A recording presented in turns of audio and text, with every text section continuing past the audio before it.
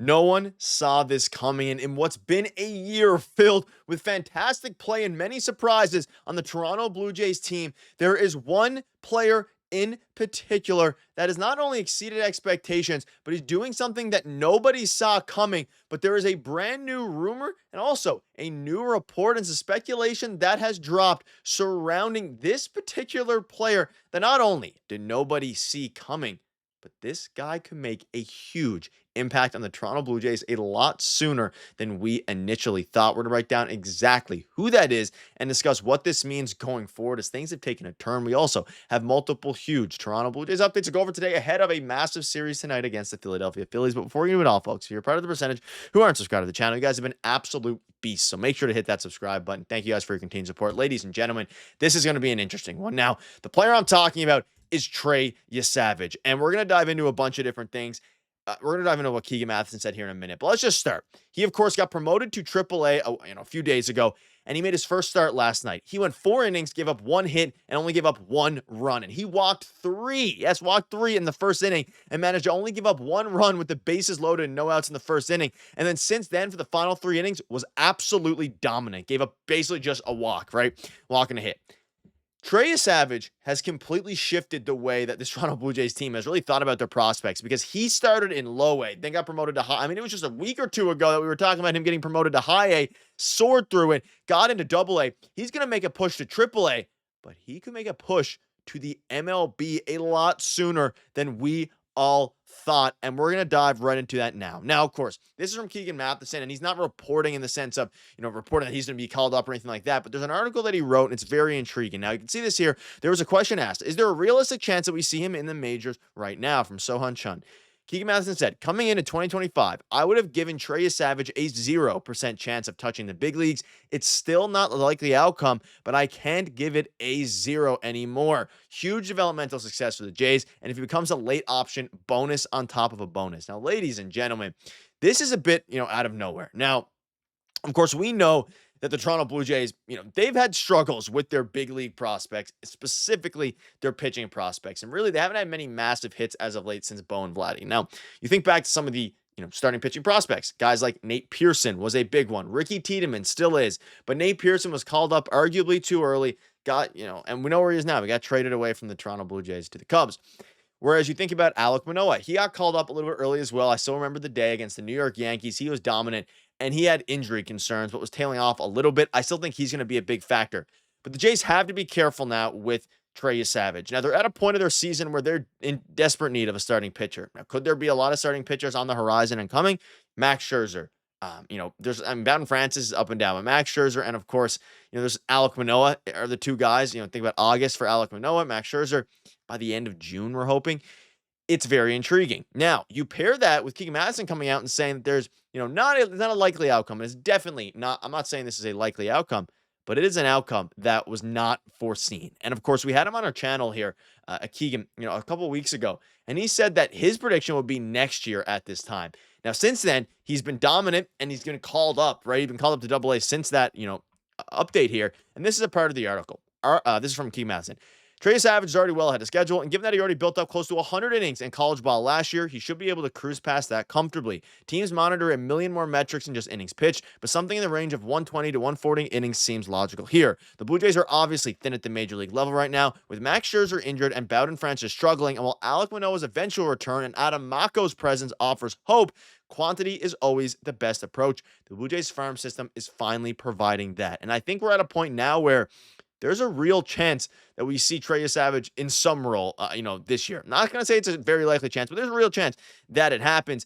Maybe as a, a back-end start or something like that. But if he continues to just completely carve up the opposition, you don't really have a choice but to call him up. Now, you do. You could wait it out, and they could play it safe, and they need to play it safe. I mean, their number one prospect, one of the best prospects. I think he ranked as high as 28th overall in baseball, Ricky Tiedemann, at his prime last year before he got injured and things like that. He obviously hasn't worked out yet. I'm expecting he's going to come back and maybe even be a bullpen arm once he recovers from his Tommy John. But Trey Yesavage has been so good that it's very like the fact that this is even a conversation is shocking. And he says here, let's put it this way. Coming into the year, any conversation about Yesavage being an option down the stretch seemed far-fetched. And now Of course, his mid-2026 debut was feeling much likelier, which is what he said in my video as well. The Blue Jays remain focused on his development, which their staff and Yesavage have combined nailed through the first 2 months, but it's clear that Yesavage has the talent to force that conversation later this summer if his workload allows for it. This is a major success regardless. Of course, he was the 20th overall pick. Get used to obviously hearing his name, and he's only behind Arjun Namala, who we'll touch on in a minute here in the Jays prospect system. So it could happen a lot sooner than we all thought. And I mean, this wasn't even on my mind, Trey Yesavage making the big league team up until, a week or so ago, because you think about, and obviously yesterday night had a big, impact on it. I mean, he is clearly showing, it's not like he got rocked. He is dominating albeit one star, but he's dominating the AA level. And the only thing throughout the entirety of following his progress, if you've been following this channel for a while, we have tracked him every step of the way from drafting him to now, his promotion to AA. He's been beating himself, and beating himself in the sense of he walks a lot of guys and then he figures it out. He has a 2.25 ERA in 12 pro starts, striking out 92, which is a ton of strikeouts. His fastball is electric. This is a guy you can get behind, but it's also a very intriguing idea to see, hey, could you get him, ramped up and start, maybe play for the Toronto Blue Jays this year? Like, if they're winning down the stretch and they need a starter and they have no other option and they are fighting for a playoff spot, and he could become a late option. And that's where the question comes in. Keegan Matheson thinks so. And this is the interesting thing. If he somehow manages to pitch for the Toronto Blue Jays this year, I mean, I would be through the moon. Over the moon, I guess. Through the moon? Is that a new saying? Let me know down below. I'll be over the moon. You look at some of his stats. Now, this is not including his AA. I mean, you look at him in A-ball, 2.43 ERA. In A-plus ball, when he got promoted, Vancouver, dominant, right? Just dominant between, Vancouver and, of course, Dunedin. And now in AA, I mean, floating through. And if he can continue to do this, unbelievable stuff. A couple other things to go over.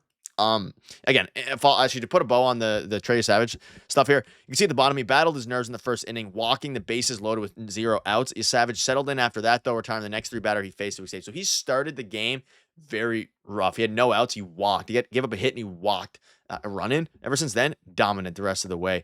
And again, he painted corners. He was doing everything. He throws super fast. So it's super exciting on that front. Also, want to give some credit to Arjun Namala, who has become and is the youngest qualified hitter in the Northwest League. He hit another home run, yesterday or the day before. He's a Jays #1 prospect. I don't think he's going to make an impact this year. He's probably a couple years away, 2027. But man, the Jays pipeline has not only changed for the better, it has just made a crazy 180. Like, we're talking a year ago this time before the trade deadline. One of the worst, prospect pools in baseball. They had no one exciting besides, Namala, basically. Ricky Tiedemann, I guess. Brandon Barriera used to be a top 5. Now you have Trey Yesavage, Arjun Namala, Yohendro Pinago. I mean, Ricky Tiedemann still in the mix. You have Alan Roden, as your number 5 prospect. You have guys soaring up. Charles McAdoo, guys you got last year. There's so many guys. Relvis Martinez is still in there. There's so many guys in your prospect system now. Adam Macko, top 10, top 15 prospect, that you can step up and have a very good pool, which will all be used, ladies and gentlemen, to make a deal for a starting pitcher. Again, I always bring the screenshot up. They're going to be aggressive with the returning of Max Scherzer. That kind of changes everything for what it looks like regarding the starting pitching staff. But let me know down below what your thoughts are on that. A couple other things here as we head into another series and the weekend.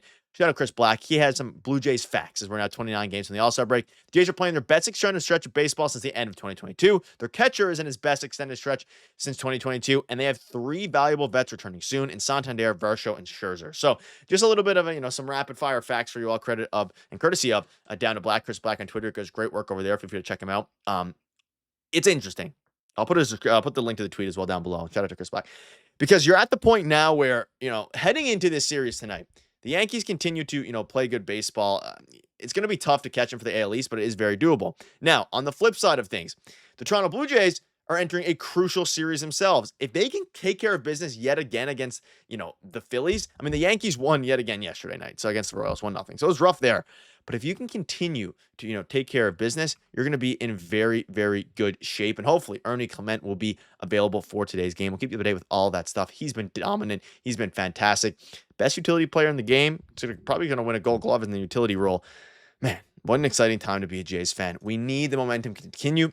I mean, right now, just take a breath, take a step back. This is peak Blue Jays baseball since 2021 or 2022, almost 3 years. Prospect pool's rolling. The Jays are rolling. And hopefully Ross Atkins will get rolling with some moves here soon. But that'll wrap it up. Let me know down below what your thoughts are. Cheers.